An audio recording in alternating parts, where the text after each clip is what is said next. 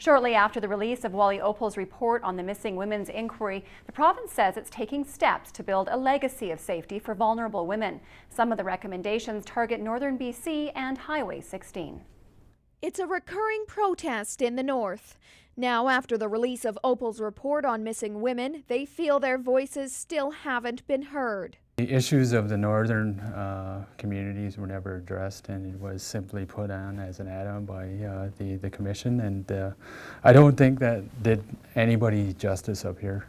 A lot of the families are still there, and they want to be heard.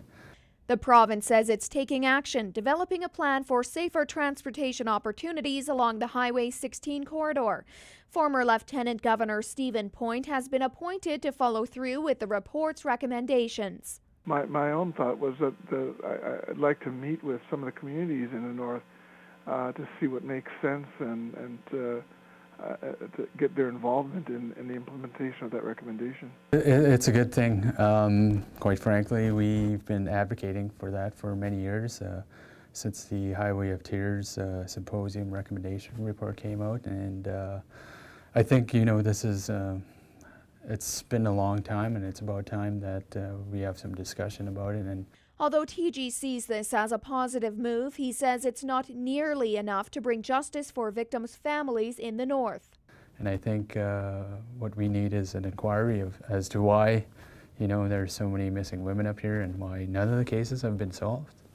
When asked, TG wouldn't confirm if northern communities would put funding towards an inquiry. If it isn't an inquiry, you know, at least a concerted plan, you know, of how to get our issues addressed up here. And, you know, the Highway of Tears Symposium recommendation report is a really good start, and perhaps that could be something that we can build on. And Steve Point says his mandate is to follow through with recommendations, but he has an open ear to communities in the north.